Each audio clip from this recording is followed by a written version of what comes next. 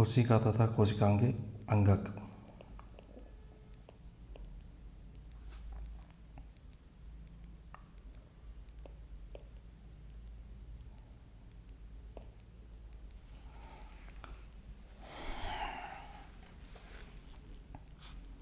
Ninth class के सारे students जो तुम्हारे आज क्लास में चल रहा है वो मैं यहाँ पे अलग नोट्सों से मैं तुम्हें पढ़ा रहा हूँ। देखो हमारा जो टॉपिक है वो है कोशिका व कोशिका के अंगक, और यही मैं तुम्हें क्लास में पढ़ा रहा हूँ ऑफलाइन। थोड़ा याद करना है जो तुमने पुरानी क्लासेस में पढ़ा है कि सजीवों में कितनी प्रकार की कोशिकाएं पाई जाती है, ये मैं तुम्हें पढ़ा चुका हूँ। कोशिका का निरीक्षण करने के लिए हमने किस उपकरण का उपयोग किया था, ये क्यों और कैसे देखी थी हमने, ये पढ़ा चुका हूँ मैं तुम्हें।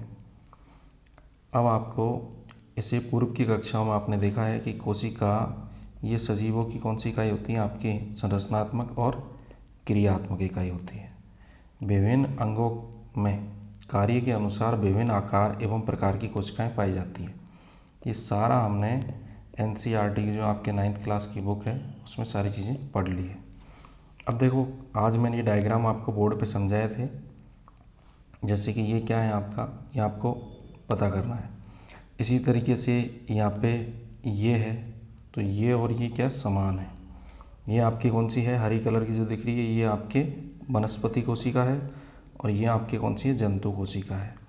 ये देखो ये वाली संरचना क्या होगी, 1 नंबर 2 नंबर। इसी तरीके से यहाँ देखो कितना बड़ा है ये स्ट्रक्चर पादप कोशिका में, यहाँ पे कुछ भी नहीं है ऐसा। इसके अलावा ये संरचनाएं देखो आप, जैसे ये वाली संरचनाएं दिख रही है, यहाँ भी दिख रही है ये वाली संरचनाएं। इसके अलावा ये वाली जो संरचनाएं हैं यहाँ भी दिख रही है देखो, तो ये वाली संरचना अलग अलग दिख रही है। तो पादप और जंतु कोशिकाओं में कुछ संरचनाएं आपको समान दिख रही है। तो जैसे कोशिका पटल प्राणी में है, वनस्पति में है, ठीक है। कोशिका भित्ति प्राणियों में नहीं है, वनस्पति में है। अब है और नहीं है, जैसे कि रिक्तिका लिख सकते हैं यहाँ पे कि प्राणी कोशिका के अंदर कुछ चीज़ है और पादप कोशिका में वो चीज़ नहीं है। इसी तरीके से लवक यानी कि पर्णहरित आपके प्राणी कोशिका में नहीं है और जंतु कोशिका में वनस्पति कोशिका में है और प्राणी कोशिका में नहीं है। इसी तरीके से कुछ यहाँ पे है और कुछ यहाँ पे दोनों पे है, जैसे यहाँ आपके कौन है, आपके माइटोकॉन्ड्रिया। रिक्तिका आपको यहाँ पे छोटी मिलेगी प्राणी कोशिका में या फिर नहीं मिलेगी, लेकिन यहाँ मिलेगी। गोल्जी पिंड दोनों में ही मिलेंगे। तंतु कणिका आपके केवल आपके वनस्पति में मिल सकती है, जो कि माइटोकॉन्ड्रिया को बोलते हैं, और वो आपके जंतु कोशिका में मिलेगी। ये हिंदी नाम है माइटोकॉन्ड्रिया का। तो ये क्वेश्चन भी आप सॉल्व करोगे जब पूरा चैप्टर कंप्लीट होगा। अब पहला पार्ट है कोशिका के भाग। पहला जो आज क्लास में मैंने आपको बताया था सबसे भारी वाला भाग कि कोशिका भित्ति। शैवाल, कवक, वनस्पति कोशिका के चारों ओर पाई जाती है, यानी कि शैवाल कोशिका, कवक कोशिका और वनस्पति कोशिका, इन तीनों कोशिकाओं के चारों ओर क्या पाई जाती हैं, आपके बाहरी आवरण कोशिका भित्ति। प्राणी कोशिका में कोशिका भित्ति नहीं होती। कोशिका भित्ति अर्थात कोशिका पटल जो पहला दे रखा आपके, ठीक है। पटल कोशिका भित्ति अर्थात कोशिका पटल के चारों ओर पाए जाने वाला मजबूत लचीला आवरण है। कोशिका भित्ति मूलतः किसकी बनी होती है, सेलुलोज की, पैक्टिन की या कार्बोज की पदार्थों की बनी होती है। तो पहला क्वेश्चन आपके ये आता है कि कोशिका भित्ति किसकी बनी होती है, सेलुलोज की, पैक्टिन की और कार्बोज की या हेमीसेलुलोज की। कुछ कालावधि के बाद आवश्यकता अनुसार ये लिग्निन में बदल जाती है या सुबेरिन में बदल जाती है या क्यूटीन में, जैसे बहुलक कोशिका भित्ति में भी तैयार होते हैं। कोशिका को आधार प्रदान करना, आधार का मतलब मजबूती, कोशिका में प्रवेश करने वाले अतिरिक्त जल को छोड़कर कोशिका का संरक्षण करना कोशिका भित्ति के क्या है, कार्य है। तो पहला टॉपिक है कि कोशिका भित्ति किस किस कोशिकाओं के बाहर पाई जाएगी। तो देखो शैवाल की कोशिका में पाई जाएगी, कवक की कोशिका में पाई जाएगी, सारी वनस्पति कोशिका में पाई जाएगी। इसके अलावा ये प्राणी कोशिका में नहीं पाई जाएगी, दोबारा बता रहा हूँ। इसके अलावा ये क्या है, मजबूत और लचीला आवरण प्रदान करती है। कोशिका भित्ति बनी किसकी होती है, सेलुलोज की, पैक्टीन की और कार्बोज की। अब यही पदार्थ आगे चल के या तो लिग्निन में या सुबेरिन में या क्यूटीन में बदल के और भी तरीके के पदार्थ तैयार करते हैं। इसके अलावा हेमीसेलुलोज है। कोशिका को ये क्या करते हैं, आधार प्रदान करते हैं। आधार का मतलब देखो, ये जैसे कोई कोशिका है, ठीक है। अब एक कोशिका इस तरीके से है, तो आधार का मतलब इसको एक स्ट्रक्चर प्रदान कर रहे हैं इस तरीके से। ये देखो इस तरीके से, ये चारों तरफ हमने कोशिका भित्ति बना दी आपकी सेल वॉल। तो ये एक कोशिका को स्ट्रक्चर प्रदान कर रहे हैं। कोशिका में प्रवेश करने वाले अतिरिक्त जल को छोड़कर या रोककर कोशिका का क्या करते हैं, ये संरक्षण करते हैं। कोशिका भित्ति का क्या है कार्य, तो सबसे मेन कार्य है कि कोशिका का क्या करते हैं, संरक्षण करते हैं, ठीक है। बाहरी जो भी आघात लगते हैं कोशिका में उससे बचाते हैं। फिर है आपके, जिसको मैंने आज बताया था आपका प्लाज्मा झिल्ली, या फिर इसको हिंदी में कहते हैं आपके प्रसर कला। तो आपको याद रखना है, प्रसर कला नहीं याद रखना है, आपको याद रखना है क्या, प्लाज्मा झिल्ली। प्लाज्मा कला कह दो या प्लाज्मा झिल्ली कह दो इसको, या कोशिका कला। तो प्लाज्मा मेम्ब्रेन और सेल मेम्ब्रेन, यह कोशिका के चारों ओर पाई जाने वाला पतला, कोमल, लचीला आवरण है जो कोशिका के घटकों को बाहरी परिवेश से अलग करता है। अब देखो ये आपकी कोशिका, अब कोशिका के अंदर जो भी चीज़ें भरी हुई है, कोशिका के बाहर जो भी चीज़ें भरी हुई है, अब इसके बीच में ये क्या है आपके, ये क्या है आपके प्लाज्मा झिल्ली, जो कि कोशिका को बाहरी परिवेश से क्या करता है, अलग करता है। तो यहाँ पे देखो ये आपके क्या है, प्लाज्मा मेम्ब्रेन है, और इसके अंदर देखें तो ये अंदर वाली जो सतह है वो भी क्या है आपके प्लाज्मा मेम्ब्रेन है, ठीक है। आगे है आपके कि प्लाज्मा मेम्ब्रेन बनी किसकी होती है, तो वसा युक्त द्विस्तर यानी फास्फोलिपिड के बीच घुले हुए प्रोटीन के अणु, ये प्रेथीन लिखा हुआ है, प्रेथीन ही, प्रोटीन के अणु एक ऐसी प्लाज्मा कला की रचना होती है। प्लाज्मा कला जो कला है प्लाज्मा, वो कुछ निश्चित पदार्थों को अंदर बाहर आने जाने देती है, तो कुछ पदार्थों को रोकती है, इसलिए इसे अर्ध पारगम्य झिल्ली कहते हैं, यानी सेलेक्टिव परमिएबल मेम्ब्रेन। आज मैं इस शब्द को क्लास में बहुत बार बोल रहा था। इसके गुणधर्म के कारण पानी, नमक, ऑक्सीजन जैसे उपयोगी अणु कोशिका में प्रवेश करते हैं, तो कार्बन डाइऑक्साइड जैसे बज यानी अपशिष्ट पदार्थ कोशिका के बाहर परागमन करते हैं, यानी बाहर निकल जाते हैं।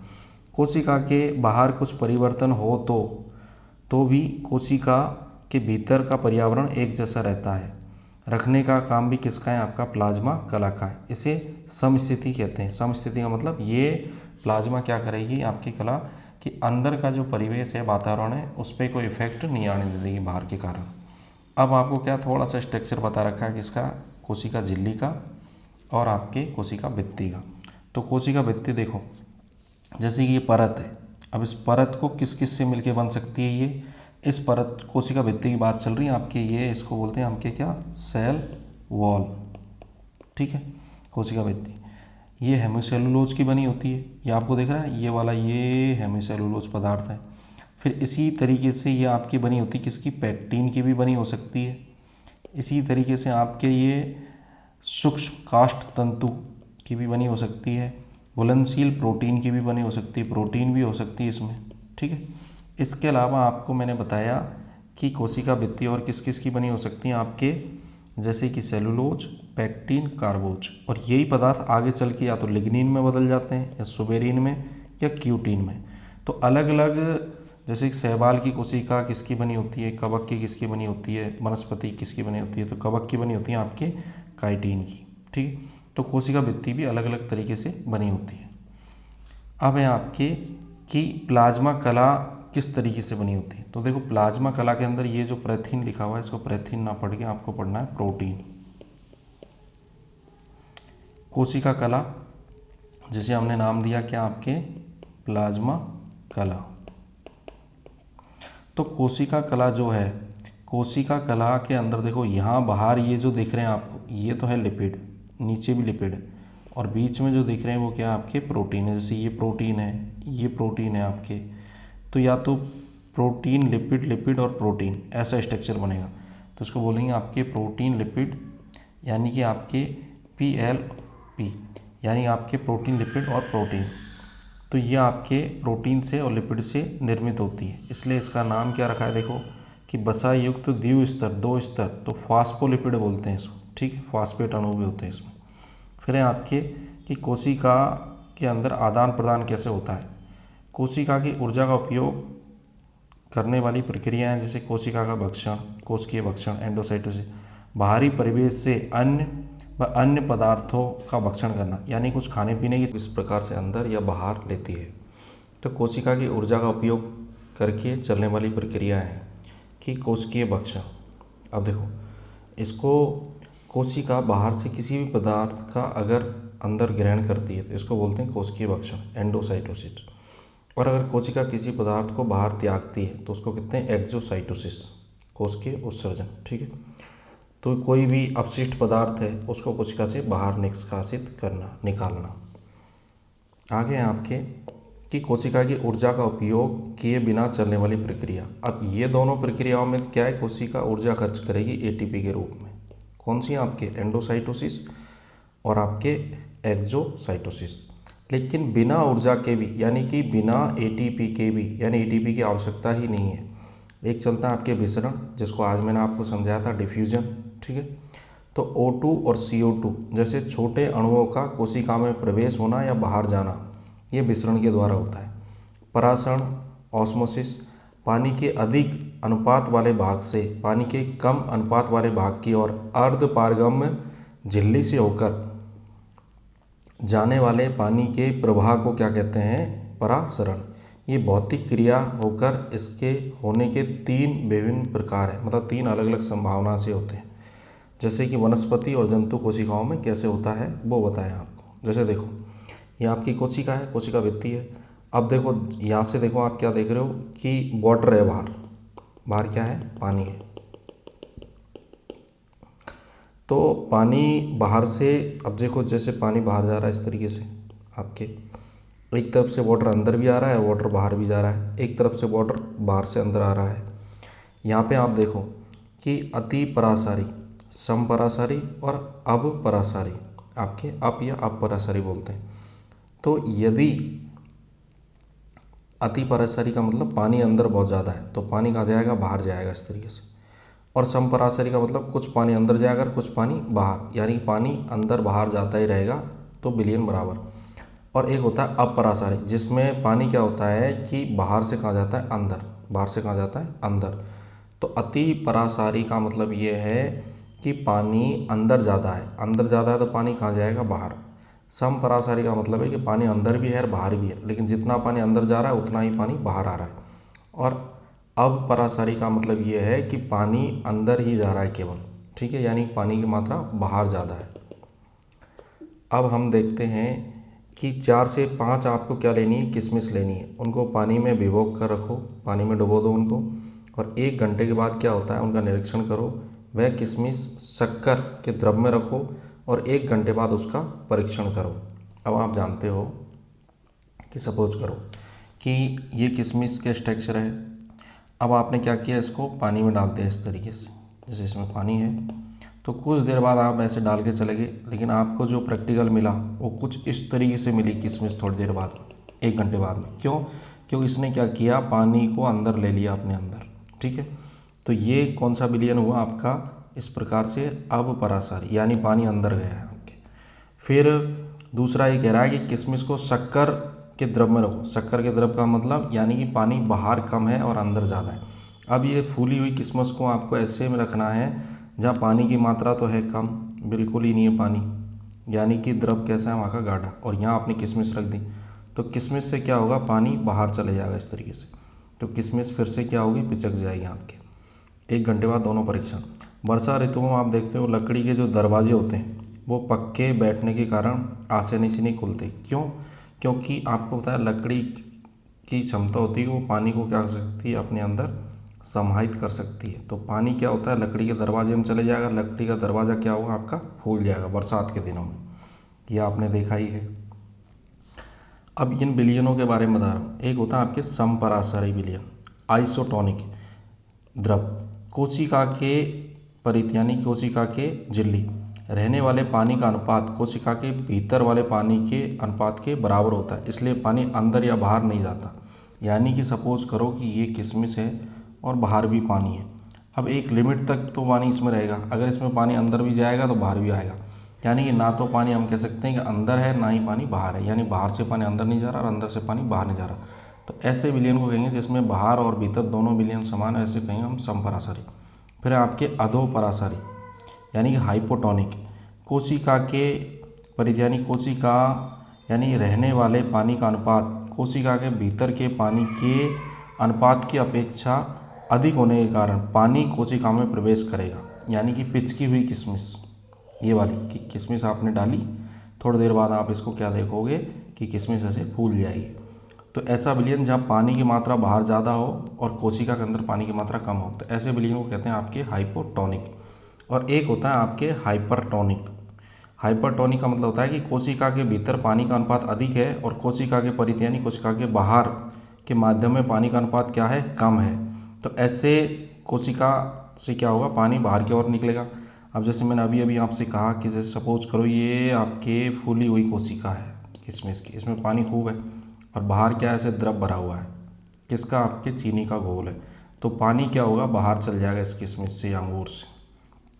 तो पानी अगर बाहर जा रहा है अंदर से कोशिका से तो उसको हाइपरटोनिक, अगर पानी अंदर आ रहा है तो आपके हाइपोटोनिक, और ना पानी अंदर आ रहा है ना बाहर आ रहा है, या फिर जितना अंदर जा रहा है उतना ही बाहर आ रहा है, तो उसको कहते हैं आइसोटोनिक। तो 3 टर्म्स है ये जो आपको याद करनी है।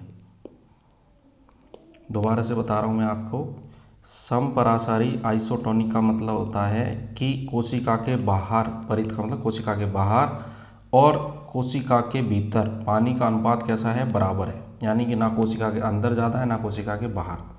फिर आपके है अधोपरासारी, जिसको आपको इंग्लिश वर्ड याद करने हैं, आइसोटोनिक, हाइपोटोनिक और हाइपरटोनिक। ठीक है। कोशिका के परित यानी कोशिका के बाहर रहने वाले पानी का अनुपात कोशिका के भीतर रहने वाले पानी के अनुपात की अपेक्षा अधिक है। यानी कोशिका के बाहर पानी ज़्यादा है और कोशिका के भीतर पानी कम है। तो बाहर से पानी कहाँ प्रवेश करेगा, कोशिका के अंदर। तो इस प्रक्रिया को कहते हैं एंडोऑस्मोसिस। एंडोऑस्मोसिस यानी कि कोशिका के अंदर गया पानी। ऑस्मोसिस क्या होता है, ये अभी अभी समझाया है कि झिल्ली के द्वारा अगर कोई पदार्थ अंदर जा रहा है अधिक सांद्रता से कम सांद्रता की ओर जा रहा है तो उसको कहते हैं ऑस्मोसिस। एंडो का मतलब अंदर जा रहा है। ठीक है, तो ये भी याद रखना है आपको। जैसे ये हमारी कोशिका है, अब इसमें पानी की मात्रा कम है और बाहर जो आपने जिस विलयन में कोशिका को रखा है उसमें पानी की मात्रा बहुत ज़्यादा है, तो ये पानी क्या करेगा, कोशिका के अंदर जाएगा इस तरीके से। तो कोशिका के अंदर जा रहा है तो इसको कहते हैं अंतःपरासरण यानी कि एंडोऑस्मोसिस। ठीक है। और अगर कोशिका के बाहर पानी की मात्रा कम है, जैसे सपोज करो कि ये तो हो गया आपकी कोशिका के अंदर पानी की मात्रा ज़्यादा है, लेकिन सपोज करो कि हमने दूसरा प्रैक्टिकल देखा जिसमें क्या देखा कि कोशिका के अंदर तो पानी खूब है और कोशिका के बाहर क्या है कि पानी की मात्रा बहुत कम है। यानी कोशिका से बाहर जाएगा पानी तो पानी क्या होगा, इस तरीके से कोशिका से बाहर निकलना शुरू हो जाएगा।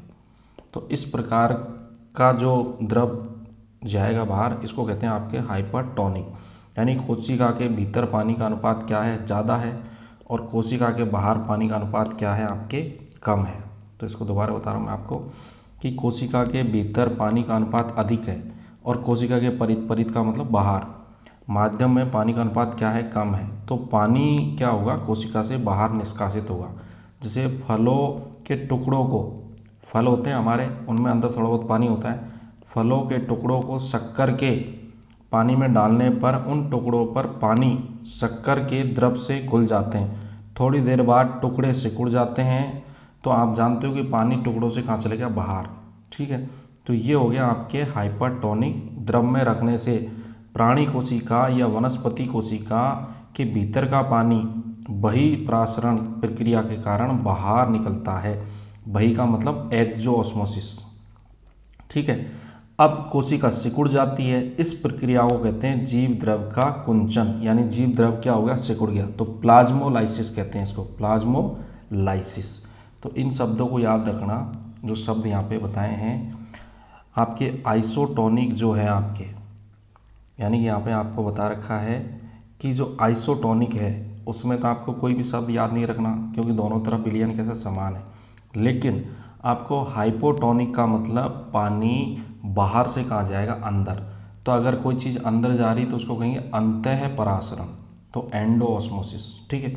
और अगर पानी अंदर से बाहर जा रहा है तो वही परासरण, तो इसको कहेंगे एक्सो ऑस्मोसिस। अब इस प्रक्रिया में क्या हो रहा है कि हमारा प्लाज्मा जो होगा, अब आपको बताया जैसे सपोज करो ये कोशिका है, अब इस कोशिका में पानी भरा हुआ है। अब इस कोशिका से पानी कहाँ गया, बाहर गया। अब कुछ देर बाद आप 1 घंटे बाद इस कोशिका को इस तरीके से देखोगे, देखो,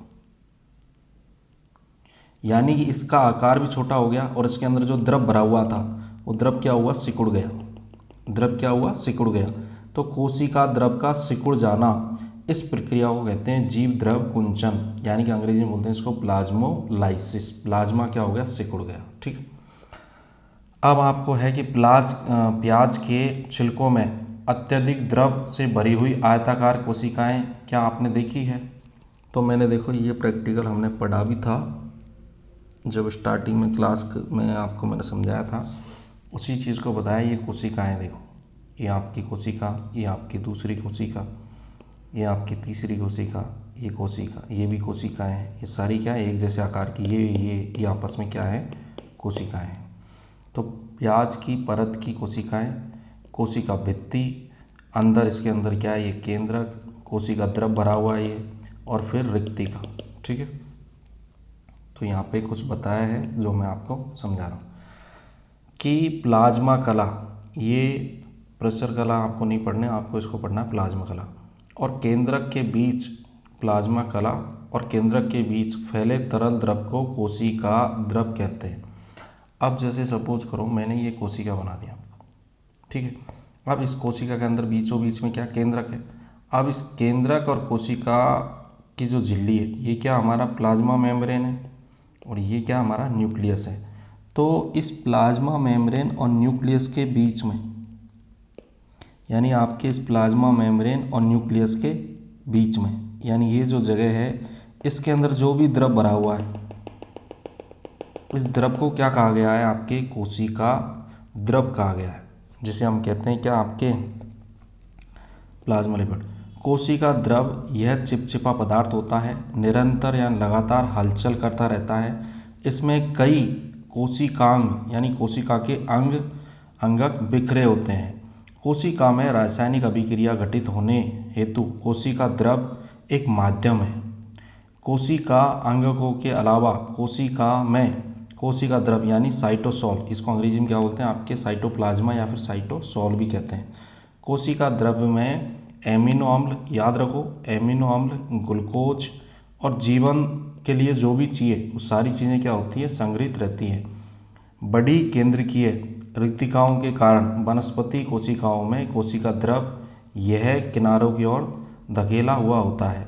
वनस्पति कोशिकाओं का कोशिका द्रव प्राणी कोशिकाओं के कोशिका द्रव की अपेक्षा अधिक कणाकार व सघन होता है। यानी कि वनस्पति कोशिकाओं का जो कोशिका द्रव है वो प्राणियों की अपेक्षा अधिक गाढ़ा होता है अंदर। क्यों? क्योंकि देखो सबसे पहले जो मैंने आपको बताया, देखो ये आपको जंतुर पादप कोशिका के बारे में थोड़ा सा बता रखा है, अंगों का नाम ही, इसको कहते हैं आपके क्या, रिक्तिका, वैक्यूल। इसमें क्या पानी भरा होता है, ये पादप कोशिका है। अब इसके कारण क्या है कि जो भी कोशिका द्रव है वो एक तरफ हो जाता है इस तरीके से, और थोड़ा क्या होता है, गाढ़ा होता है, क्योंकि पानी सारा का सारा कहाँ होता है, इसके अंदर होता है।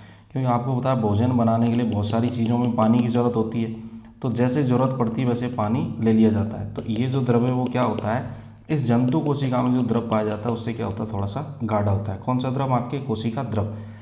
तो ये अंदर भरा हुआ है, इसको हम क्या कहते हैं, आपके साइटोसोल बोलते हैं, कोशिका द्रव।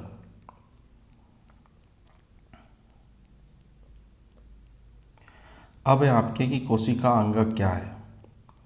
विशेष कार्य करने वाले कोशिका की छोटी इकाइयों को कोशिका अंगक कहते हैं। ये अंगक अर्थात कोशिका के घटक होते हैं, और प्रत्येक अंगक के चारों ओर प्रोटीन वसा का आवरण होता है।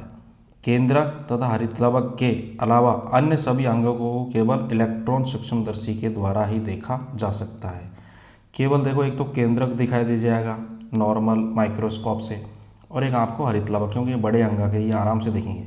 बाकी सारों को देखने के लिए हमें किसकी आवश्यकता होगी? Electron microscopy. अब आप देख लो, इलेक्ट्रॉन माइक्रोस्कोपी इस तरीके से होती है जैसे कोई सैटेलाइट हो, इतने कंपोनेंट लगे होते हैं इसके अंदर। यहाँ रखी जाती है हमारी कोशिकाएं नीचे स्लाइड बना के, और इसमें आपके टीवी ये जो लग रही है, यहाँ पे हमें चीज़ें दिखाई देती है। ये है आपके इलेक्ट्रॉन माइक्रोस्कोप, जिसकी खोज 1940 के अंदर किसने करी थी? आपके नॉल और आपके रुस्का ने की थी।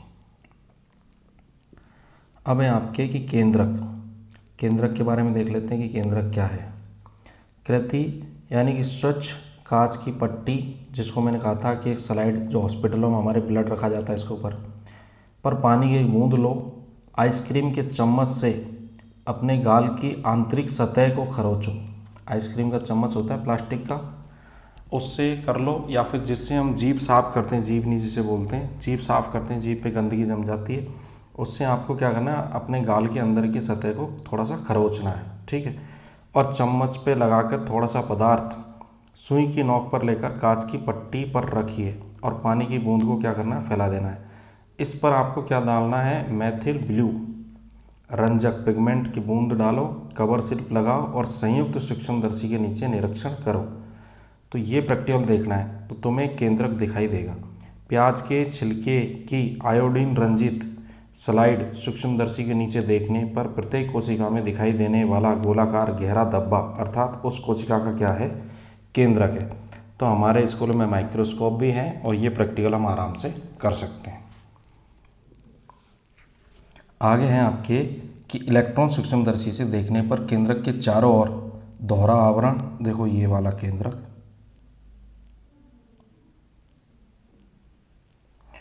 दोहरा आवरण और उस पर छोटे छोटे छिद्र, ये देख रहे हो आप, ये छिद्र, इन छिद्रों के द्वारा केंद्रक के अंदर बाहर पदार्थ का वहन होता है। केंद्रक में एक गोलाकार केंद्र की यानी कि न्यूक्लियस होती है तथा रंगसूत्रों का जाल होता है। रंगसूत्र का मतलब गुणसूत्रों का, और गुणसूत्र पतले धागों जैसी संरचनाएं होती है जिनका रूपांतरण कोशिका विभाजन के समय गुणसूत्रों में होता है। ये जो रंगसूत्र है इनको क्रोमेटिन बोलते हैं अंग्रेजी में। गुणसूत्रों का क्रियात्मक घटकों को क्या बोलते हैं? आपके जीन बोलते हैं। जीन, ये जुनूक याद नहीं करना, आपको याद करना है जीन, आपको याद रखना है जीन। इसको बोलते हैं क्या? आपके 10वीं क्लास में आएगी ये जीन। अब देखो केंद्रक का कार्य क्या है। कोशिका के सभी उपापचय क्रियाओं तथा कोशिका विभाजन पर नियंत्रण करना किसका काम है? केंद्रक का। और जनकों के द्वारा यानी कि जीनों के द्वारा, जीन के द्वारा आनुवंशिक गुणधर्मों को अगली पीढ़ी तक लेकर जाना, ये भी काम किसका है? आपके केंद्रक। अब कुछ चीज़ें आपको समझाने की कोशिश की गई है कि लाल रक्त कणिकाएं आरबीसी के केंद्रक नष्ट होने से हीमोग्लोबिन के वहन हेतु अधिक जगह उपलब्ध होती है। यानी कि आरबीसी हमारे शरीर की ऐसी कोशिका है जिसके अंदर किसी भी प्रकार का केंद्रक नहीं पाया जाता। केंद्रक क्या होता है? आरबीसी में एब्सेंट होता है। तो वो क्या करती है? बहुत ज़्यादा हीमोग्लोबिन को ले जाती है क्योंकि उसके अंदर से बहुत बड़ा स्ट्रक्चर गायब हो गया, और अधिक मात्रा में ऑक्सीजन का वहन करती है। वनस्पतियों के यानी कि हमारे जो बॉटनी है उनके रस वाहिनियों में यानी आपके जाइलम और फ्लोएम में स्थित चालनी नलिकाओं के केंद्रक भी नष्ट होने से वे खोखली हो जाती है तथा उनसे अन्य पदार्थ यानी कि जो हमारे फ्लोएम ऊतक है वो खाने पीने की चीज़ों को पेड़ के सभी भागों तक आराम से पहुंचा पाता है। अब है आपके अंतःप्रदवी जालिका। तो इनके हिंदी शब्दों को मत देखना, ये थोड़ी हिंदी अलग है। इंग्लिश शब्द को देखो, एंडोप्लाज्मिक रेटिकुलम, जिसको मैंने आज आपको क्लास में समझाया था। तुम्हारे इमारत यानी तुम्हारी इमारत में कितने प्रकार की पाइपलाइन है और वे कौन कौन सा कार्य करती है, और वे ना हो तो क्या होगा, ये कुछ क्वेश्चन है। तो कोशिका के भीतर विभिन्न पदार्थों का वहन का मतलब एक जगह से दूसरी जगह पहुंचाने के लिए, ये देख लो पाइप जैसे स्ट्रक्चर है, वहन करने वाले अंग को कहते हैं अंतःप्रदवी जालिका। अंतःप्रदवी जालिका अर्थात तरल पदार्थों से भरी हुई सूक्ष्म नलिका तथा पटल एक दूसरे से जुड़कर बनी हुई जाल जैसी संरचना होती है। तो अंतःप्रदवी जालिका अंदर से केंद्रक को तथा बाहर से आपके प्लाज्मा झिल्ली को जोड़ती है। इसके पृष्ठ तल राइबोसोम के कण होते हैं और उसे रुक्ष अंतःप्रदवी जालिका कहते हैं। तो देखो ये जो चीज़ समझाई है, इसमें रुक्ष का मतलब होता है आपके खुरदरी, पृष्ठ तल का मतलब होता है आपके ये वाला, देखो नीचे वाला ये तल जो दिख रहा है बाहर हमारा। पृष्ठ का मतलब ये है कि एक आप तो आपका हाथ है, जैसे आपकी ये उंगली है, आपका हाथ है, तो हाथ के आप देखते हो कि जो अंदर की जो सतह होती है हाथ की, वो हमारी कैसी होती है, थोड़ी सी चिकनी होती है, लेकिन बाहर की जो सतह होती है उसे बोलते हैं पृष्ठ। तो वो कैसी होती है, हमारी थोड़ी सी खुरदरी। आप खुद देखो आपके हाथ और पैर की जो अंदर की सतह है, आपके पैर की और हाथ की जो अंदर वाली सतह है, जिसमें आप किसी चीज़ को रख के खा सकते हो, जैसे जल पानी पीते हो उस तरफ से, तो वो जो सतह है वो तो कैसी है, चिकनी है, तो उस सतह को बोलते हैं अधर। और जो बाहर वाली सतह है, ठीक है, बाहर वाली सतह कैसी है, आपकी खुरदरी। तो ये जो सतह है पृष्ठ तल आपके, उसे कहते हैं आपके, उसमें राइबोसोम पाए जाते हैं, ये बाहर वाली सतह में। और उसकी जो अंदर वाली सतह होगी वो कैसी होगी, चिकनी। अब आप खुद जानते हो कि आपकी जो अंदर वाली सतह है, अदर सतह, वो कैसी होगी, अंदर से अगर काट के निकालें तो कैसी होगी, चिकनी बिल्कुल। और बाहर वाली सतह कैसी है, ये क्या है आपके, राइबोसोम है। देखो ये बता रखा है, ये क्या है आपके, राइबोसोम है आपके। अब है आपके कि इस अंतःप्रदवी जालिका, देखो ये पाइप के जैसे स्ट्रक्चर बना रखे हैं, तो इसका देखो इसका काम क्या है कि ये केंद्रक से लेकर, इसको मैं बता रहा हूँ आपको कि ये आपके केंद्रक, यानी केंद्रक से लेकर, जैसे ये कोई कोशिका है तो बीच में केंद्रक है, तो केंद्रक से लेकर और ये कहाँ तक फैली हुई है, आपकी प्लाज्मा मेम्ब्रेन यानी कोशिका झिल्ली तक। तो जैसे केंद्रक से कोई चीज़ लेनी है और यहाँ तक पहुँचानी है, तभी तो वो चीज़ बाहर जाएगी, और बाहर से कोई चीज़ अंदर आई है तो वो यहाँ जाएगी, यहाँ से ये पाइपलाइन जाएगी और अंदर जाएगी। तो अंतःप्रदवी जालिका क्या कर रही है, विभिन्न पदार्थों का क्या कर रही है, वहन करने में अंगों को क्या करती है, सहायता देती है। ठीक है, तो कोशिका को एक तो आधार, यानी कि आधार प्रदान करने वाली चौखट है ये। चौखट का मतलब कोई दरवाज़ा टाइप है। ठीक है, अगर देखो ये चीज़ें इस तरीके से चारों तरफ से लगी होगी तो कोशिका का एक आधार बन जाएगा, वो सिकुड़ेगी नहीं। फिर है कि प्रोटीन का परिवहन करती है, ये प्रेथिनो लिख रहा है, इसका मतलब होता है प्रोटीन, इसको आपको समझना है, प्रोटीन। आप इसको समझोगे क्या, प्रोटीन, PROTIEN, प्रोटीन। अन्न यानी कि आपके ग्लूकोज, हवा यानी ऑक्सीजन, कार्बन डाइऑक्साइड, पानी के द्वारा शरीर में प्रवेश करने वाले विषैले पदार्थों को पानी में घुलनशील करके शरीर से बाहर निष्कासित करती है कौन, आपकी एंडोप्लाज्मिक रेटिकुलम। इसको मैंने आपको बताया था ER के रूप में लिखाया था। अब जो अंदर से स्मूथ है उसे क्या कहते हैं, SER, स्मूथ एंडोप्लाज्मिक, और जो बाहर से है उसे क्या कहते हैं, रुक्ष, आपके RER, रफ और स्मूथ। आज क्लास में पढ़ाया था मैंने आपको। अब जैसे कुछ चीज़ें लिखी हुई है कि तुम्हारे पसंद की बिस्कुट, चॉकलेट्स, इनके चारों ओर आवरण होता है। कारखानों का पैकिंग विभाग कौन सा कार्य करता है, वो पैक करने का काम करता है, तो चीज़ों को पैक करके भी दी जाती है। अब होता क्या है, जैसे सपोज करो ये वाली चीज़ है, ये वाली, अब इसमें किसी चीज़ को पैक कर दिया तो इसको कहा जाता है कि भाई तू यहाँ से हट जा, या फिर ऐसे वैक्यूल बना ले। ये वैक्यूल क्या करेगा, यहाँ से जगह छोड़ के यहाँ आ जाएगा, फिर थोड़ा सा यहाँ आ जाएगा, फिर थोड़ा सा यहाँ आ जाएगा, और यहाँ पे क्या आ गई, आपके प्लाज्मा झिल्ली आ गई, प्लाज्मा मेम्ब्रेन को लाके देगा, और यहाँ से किसी चीज़ को वापस लेगा, फिर वापस इस तरीके से ऐसे पैकेट्स बना बना के ले जाएगा वापस, किसके पास में, केंद्रक के पास में। ठीक है, और अगर कोशिका के किसी और अंग को चाहिए तो वहाँ ले जाके दे देगा इस तरीके से। ठीक है, तो इसीलिए इसको बोलते हैं पैकिंग विभाग, ये पैकेट्स बना देती है। तो ये हुई आपके अंतःप्रदवी जालिका। अब है आपकी गोल्जी काय या गोल्जी बॉडी, गोल्जी कॉम्प्लेक्स।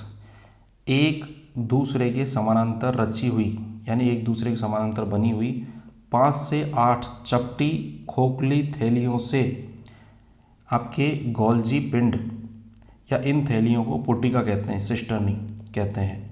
इनमें प्रत्येक प्रकार के प्रकीर्णन से भरे होते हैं, यानी इसमें कुछ एंजाइम्स भरे होते हैं जो कि अंतःप्रदवी जालिका के द्वारा संश्लेषित किए जाते हैं। यानी इसके अंदर जो भी कुछ भरा हुआ है, जैसे इस पुट्टिका के अंदर जो भी कुछ भरा हुआ है उसमें उसको बनाया किसने? आपके अंतःपृथ्वी जालिका ने। प्रोटीन गोलीय पीटिकाओं, यानी ये आप देख रहे हो कि गोल गोल से जो दिख रहे हैं आपके पीटिका, गोलीय पीटिकाओं में कैद होते हैं, यानी इसमें भरे होते हैं। कोशिका द्रव से होते हुए ये गोल आपके पुटिकाएँ गोल्जी काय तक पहुंचती है और निर्मित क्षम भाग से संयोग करके द्रव गोल्जिकाएँ जो पुटिकाएँ उनमें भेज देती है। अब सपोज करो कि इसका भी जस्ट लाइक उसके जैसे ही कार्य है। ये क्या करेगी कि ये हमारी क्या है कि कोशिका की प्लाज्मा मेम्ब्रेन है। अब इसके अंदर कोई चीज़ बनी है, इसके अंदर कोई चीज़ बनी है तो वो बनाई किसने है? आपके ER ने, एंडोप्लाज्मिक रेटिकुलम में। इसमें पैक करके दे दी, ये क्या करेगी? प्लाज्मा मेम्ब्रेन के पास जाके दे देगी इस चीज़ को। ठीक, तो गोल्जी काय की विभिन्न परतों से गुजरते समय ये क्या होती है? परिपक्व होती है। जो भी प्रोटीन वगैरह डालते हैं उसमें परिवर्तन होता रहता है और ये परिवर्तित प्रोटीन पुनः गोलीय पीटिका में बंद होकर, यानी कि आपके गोलीय पुटिका बोलते हैं इसको, गोल्जी काय के दूसरे परिपक्व परत से बाहर चली जाती है। अर्थात कारखाने की वस्तुओं को बांधकर आगे भेजने वाला पैकिंग का विभाग कौन है? आपका ये पुटिकाएँ हैं।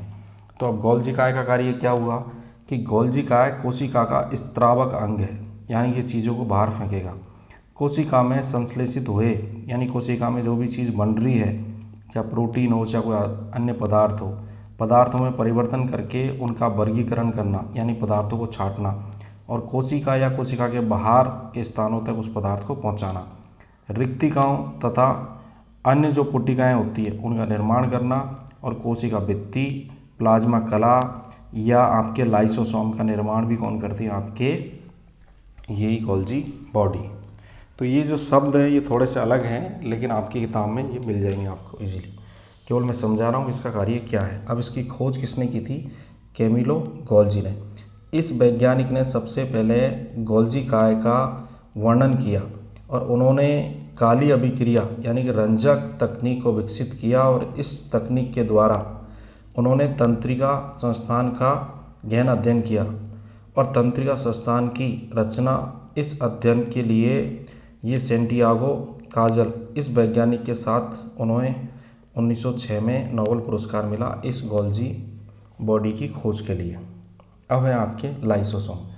अब लाइसोसोम के लिए कुछ चीज़ें पहले बोली गई है कि खेती काम में निर्माण होने वाले खरपतवार, यानी आपको पता है कि जब खेत में हम फसल पैदा करते हैं तो जैसे ये हमारा प्लांट है कोई, अब इसके साथ में ये और प्लांट उग गया जिसको हमने उगाया नहीं है, यानी ये पादप तो हमारा है, यानी हमने इस पादप को बीज के द्वारा उगाया, पर इस पादप के बीज नहीं डाले और ये फालतू में उग गया। यानी कि फसल करते समय फसल के साथ जो अवांछनीय पौधे उगते हैं उन्हें कहते हैं खरपतवार। वह अन्य कचरे को कंपोस्ट या गड्ढे में डालने पर कुछ दिनों बाद कचरे का क्या होता है? कोशिका में घटित होने वाली उपापचय क्रियाओं में जो वज्र का मतलब जो अपशिष्ट या कचरा निर्मित होता है उन्हें ठिकाने लगाने वाली संस्था यानी लयकारिका यानी कि लयनकारी बोलते हैं इसको हिंदी में, तो इसको याद रखना आपको इंग्लिश में लाइसोसोम। लाइसोसोम क्या करेगा? इन इकट्ठे हुए वेस्ट पदार्थों को क्या करेगा? ये डब लगाएगा किसके द्वारा? आपके पाचक रसों के द्वारा। तो एक तो कोशिका पे किसी भी तरीके से आक्रमण करने वाले जीवाणु विषाणु को नष्ट करेगा ये, तो रोग प्रतिरोधक क्षमता बढ़ाएगा कोशिका की।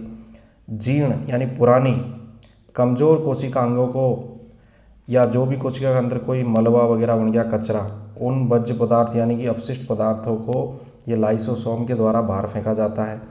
आत्मघाती थैली क्यों कहते हैं? कि जब कोशिका जीर्ण यानी कोशिका पुरानी हो जाती है या क्षतिग्रस्त या कोशिका में चोट लग जाती है तो ये लाइसोसोम क्या होता है? फट जाता है और फट के उसमें जो जहरीले पदार्थ होते हैं, पाचक जो रस होते हैं, वो उस कोशिका का स्वयं का ही क्या कर लेते हैं? पाचन कर लेते हैं। अब जैसे ये आपके लाइसोसोम है, जैसे ये पूरी कोशिका है, इस कोशिका में ऐसे लाइसोसोम फैले हुए हैं।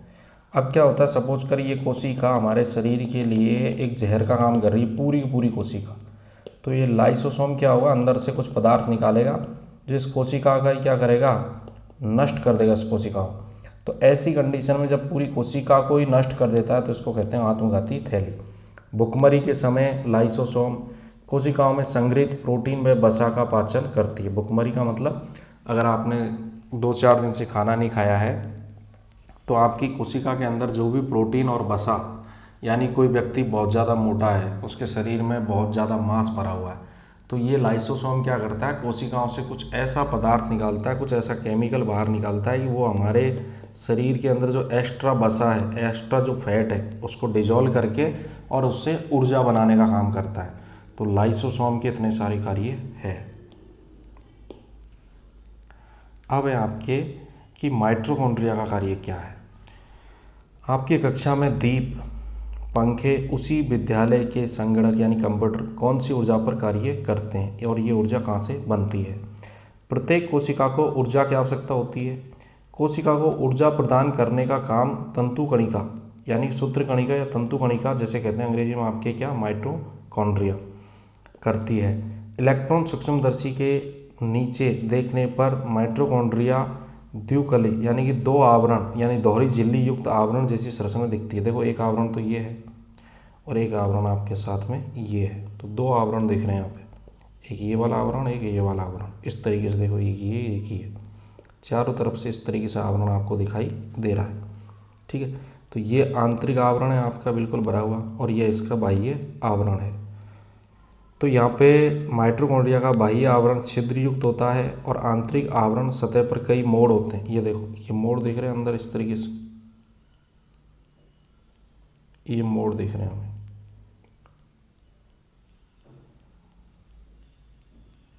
इस तरीके से मोड़ दिख रहे हैं अंदर मुड़ी हुई संरचना। अब माइटोकॉन्ड्रिया के आंतरिक गुहा में जेली जैसा पदार्थ होता है जिसमें आपके राइबोसोम भी पाए जाते हैं। फॉस्फेट के अणु और डीऑक्सीराइबोसोम डीएनए अणु मिलते हैं। तो माइटोकॉन्ड्रिया स्वयं प्रोटीनों को संश्लेषित कर सकता है और तंतु यानी कुछ छोटे छोटे कणों को बना सकता है। कोशिका में उपस्थित कार्बोज और बसाका उपापचय यानी उनको काम ले सकता है, अभिक्रिया में ऑक्सीकरण कर सकता है उनका। इस प्रक्रिया के दौरान जो मुक्त होती है ऊर्जा उसे कहते हैं एटीपी यानी आपके एडिनोसिन ट्राइफॉस्फेट के रूप में संग्रहित की जाती है। प्राणी कोशिका की अपेक्षा वनस्पति कोशिका में माइटोकॉन्ड्रिया की संख्या क्या होती है, कम, क्योंकि वहाँ चीज़ें बनानी ज़्यादा है और हजम कम करनी है, जबकि प्राणी को बनाना कुछ नहीं है, सिर्फ खाना ही खाना है। तो माइटोकॉन्ड्रिया का कार्य क्या है, ऊर्जा समृद्ध यानी कि एटीपी यौगिक का निर्माण करना और एटीपी में संग्रहित ऊर्जा का उपयोग कर प्रोटीन, जो कार्बोहाइड्रेट है या वसा युक्त पदार्थों को क्या करता है, ये संश्लेषण करता है। अब माइटोकॉन्ड्रिया के लिए कुछ चीज़ें और बोली गई है कि माइटोकॉन्ड्रिया के आंतरिक आवरण शिखा युक्त होने का क्या लाभ है, ये आपको पता करना है। यानी कि इसका जो आंतरिक आवरण है वो इस तरीके से फैला हुआ क्यों है, उसके बारे में आपको पता करना है, जो हम क्लास में बताएंगे। आरबीसी में माइटोकॉन्ड्रिया नहीं होती। जैसे आरबीसी में और क्या नहीं होता, आपके केंद्रक नहीं होता, वैसे ही आरबीसी में माइटोकॉन्ड्रिया नहीं होती। इसके लिए वे कोशिकाएं जिस ऑक्सीजन का वहन करती है उसका स्वयं के लिए उपयोग नहीं कर सकती। अब मैंने आपको आज क्लास में आराम से समझाया था कि आरबीसी क्या करेगी कि O2 को पकड़ के ले जाएगी, दूसरी कोशिकाओं को क्या करेगी, देगी। अब अगर ये ऑक्सीजन को खुद ही काम ले लेगी, अगर इसके अंदर माइटोकॉन्ड्रिया होता तो ये खुद ही काम लेती, और ये खुद ही काम लेगी तो दूसरी कोशिकाओं को क्या देगी, कुछ नहीं देगी। इसलिए आरबीसी के अंदर माइटोकॉन्ड्रिया नहीं होता। फिर है आपके रिक्तिका वैक्यूल, जो पानी को संग्रहित करता है, किसमें, ज़्यादातर पादप कोशिका में। कोशिका के घटक द्रवों का संग्रहण करने वाला कोशिका अंग अर्थात रिक्तिका कोशिका के घटक, कौन से घटक, जो द्रव है, जो लिक्विड फॉर्म में है। रिक्तिका का कोई विशिष्ट आकार नहीं होता, कोशिका की आवश्यकता अनुसार रिक्तिका अपना स्वरूप बदलती है। अब सपोज करो कोशिका ही ऐसी है तो रिक्तिका भी कुछ ऐसी ही बनेगी घूम फिर के। अब कोशिका ही कुछ ऐसी है तो रिक्तिका भी ऐसी ही बनेगी। जैसी कोशिका होगी वैसा ही वो अपना आकार बना लेगी। रिक्तिका एकल आवरण युक्त होती है, इस पर दो आवरण नहीं होते जैसे माइटोकॉन्ड्रिया पे दो थे। कोशिका का जल विरासक यानी कि जल दाब को नियंत्रण करती है, यानी कि जल का जो प्रेशर है उसको नियंत्रित करेगी, यानी कि इसमें जो जल भरा हुआ है उसको। उपापचय क्रियाओं में उत्पन्न होने वाले आपके ग्लाइकोजन, प्रोटीन और पानी का क्या करती है, संग्रहण करती है। प्राणी कोशिका की रिक्तिका बज का मतलब अपशिष्ट पदार्थों को संग्रहण करती है। तो अमीबा की रिक्तिका पाचन के पूर्व खाद्य पदार्थ को संग्रहित करती है। पाचन से पूर्व जो खाद्य पदार्थ है उसको अमीबा के अंदर ये क्या करती है, संरक्षित करती है। वनस्पति कोशिका में रिक्तिका कोशिका द्रव से भरा होकर वे कोशिका को दृढ़ता यानी कोशिका को आकार और कठोरता प्रदान करती है। यानी कि जंतु कोशिकाओं से ज़्यादा कार्य इसमें पादप कोशिकाओं में होता है इसका। अब है आपके लवक, हरित लवक जिसे कहते हैं, प्लास्टिड। वनस्पति की पत्तियों को हरा, फूलों को लाल, पीला, केसरी, नीला, अनेक ऐसे रंग किसके कारण होते हैं? ऐसे रंग देने वाले अंग को केवल वनस्पति कोशिकाओं में देखा जा सकता है। अर्थात लवक भी क्या है? आपके दोहरे आवरण युक्त संरचना होकर दो प्रकार की होती है आपके। देखो, जैसे कि वनस्पतियों के रंग है, जैसे कि हरा रंग है पत्ती का, पेड़ की पत्ती का, तो वो किसके कारण होगा? क्लोरोफिल पिगमेंट के कारण। अगर गाजर का लाल रंग है तो वो किसके कारण होगा? आपके कैरोटीन, या एक और होता है इसमें राइबोफ्लेविन,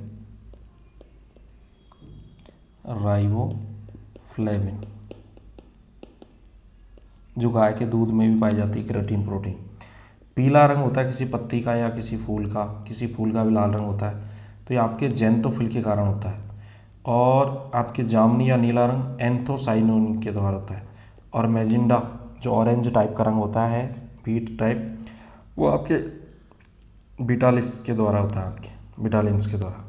तो इस प्रकार के कुछ वर्णक होते हैं। जैसे कि अवर्णी लवक, यानी कि जो सफ़ेद होते हैं, रंगहीन होते हैं, उसमें किसी प्रकार का कोई पिगमेंट नहीं होता, तो इनको बोलते हैं आपके ल्यूकोप्लास्ट। और एक होते हैं वर्ण लवक, यानी कि जो रंगीन होते हैं, उनको बोलते हैं आपके क्रोमोप्लास्ट। फूल पत्ती के आप इंटरनेट से देख सकते हो बहुत सारे चित्र। हरित लवक, यह वर्ण लवक होकर अन्य प्रकार के वर्णक लवकों के रूप में रूपांतरित हो सकते हैं। यानी कि हरित लवक किसी भी वर्णक में चेंज हो सकता है, लाल, नीला, हरा, सब प्रकार की पत्तियों को बना सकता है। उदाहरण के लिए कच्चे टमाटर का हरा रंग होता है पहले, और बाद में लाल होने पर उसका रंग कैसा हो जाता है आपके, यानी पकने पर उसका रंग कैसा हो जाता है? लाल। तो हरे में आपको क्लोरोफिल पाया जाता है, बाद में ये लाइकोपिन में बदलने से टमाटर कैसे हो जाएगा? लाल। ठीक है। हरित लवक क्लोरोप्लास्ट, यानी आपके क्रोटीन, वनस्पति की पत्तियों की ऊपरी परत को निकालो, ठीक है, उसे कांच की पट्टी पर रखो, यानी कि वनस्पति की जो ऊपरी सतह है उसको निकालो और स्लाइड पर रखो और उसमें स्थित वर्णकों को संयुक्त सूक्ष्मदर्शी के द्वारा देखो। तुम्हें पता चलेगा कि पत्तियों में होने वाली प्रकाश संश्लेषण की प्रक्रिया के लिए हरित लवक अत्यंत आवश्यक है। हरित लवक यानी कि आपके पर्णहरित ऊर्जा का रासायनिक ऊर्जा का रूपांतरण करता है। किसमें? आपके जो सौर ऊर्जा होती है उसको किसमें बदलता है? रासायनिक ऊर्जा में। ठीक है। यानी कि सूर्य से जो ऊर्जा प्राप्त हो रही है सन से, उसको क्या बोलते हैं? आपके सौर ऊर्जा। और सौर को ये किसमें बदल देगा? आपके रसायन। क्यों? क्योंकि ये ग्लूकोज में बदलेगा C6H12O6, और ये क्या आपके रसायन है, केमिकल है एक। तो आपकी जो सोलर एनर्जी है वो किस में बदलती है? केमिकल में। लेकिन बदलता कौन है? हरित लवक। ठीक। हरित लवक की पीठिकाएँ, यानी इसके अंदर भी क्या छोटे छोटे ऐसे वैक्यूल्स टाइप पाए जाते हैं। प्रकाश संश्लेषण के लिए आवश्यक जो भी चाहिए वो क्रिया करते हैं, जैसे DNA, राइबोसोम, सबका पदार्थ होते हैं इसमें भी। अब हरित लवक के कार्य क्या है? हरित लवक सौर ऊर्जा का अवशोषण करके उसका भोजन के रूप में रासायनिक ऊर्जा में रूपांतरण करता है। वर्णकों के कारण फूलों का रंग, फलों का रंग प्रदान करता है।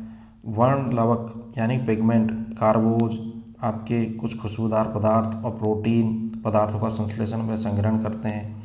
माइटोकॉन्ड्रिया व लवकों में DNA, राइबोसोम होने से ये अंगक स्वयं की प्रतिकृति बना सकते हैं। देखो, पूरी कोशिका के अंदर, जैसे ये कोशिका है तो इसके अंदर बीचों बीच में क्या होता है? केंद्रक। तो केंद्रक के अंदर जो गुणसूत्र हैं उनमें DNA है, लेकिन माइटोकॉन्ड्रिया और हरित लवक इनका खुद का भी DNA हो सकता है, और होता ही है। तो ये क्या करते हैं? खुद को बनाने के लिए इस केंद्रक को नहीं बोलते, अपने आप को बना लेते हैं दोनों। कौन? आपके माइटोकॉन्ड्रिया और आपके हरित लवक। कोशिका की संरचना तथा अंगों का अध्ययन करने के बाद तुम्हें पता चला होगा कि वनस्पति कोशिका, प्राणी कोशिका में पाए जाने वाले अंगकों के कारण कोशिका का कार्य ठीक तरह से चलता है। ऐसी विकसित कोशिकाओं को दृश्य कोशिका कहते हैं, यानी आपकी यूकेरियोटिक कोशिका कहते हैं। और पिछली कक्षा में आपने प्रोकैरियोटिक जीवाणु या आदि कोशिका का अध्ययन किया है। अब इन दोनों कोशिकाओं में तुलनात्मक अध्ययन करने वाले हैं। अब हम थोड़ा और पढ़ेंगे इसके आगे। तो हमारी राष्ट्रीय कोशिका विज्ञान केंद्र यानी कि national centre of cell science NCCS यानी भारत सरकार के जैव प्रौद्योगिकी विभाग के अंतर्गत कार्य करने वाला स्वतंत्र एक संस्थान है और इसका कार्यालय आपके सावित्रीबाई पुणे विश्वविद्यालय पुणे यानी कि महाराष्ट्र में है। और इस संस्थान के द्वारा कोशिका विज्ञान में संशोधन, राष्ट्रीय प्राणी कोशिका के संग्रहण के लिए सेवा देने का प्रमुख कार्य है। कैंसर जैसे रोगों को उपचार में ये संशोधन यानी कि आपके कुछ ना कुछ रिसर्च करते रहते हैं। अब है आपके प्रोकैरियोटिक और यूकैरियोटिक कोशिकाएं।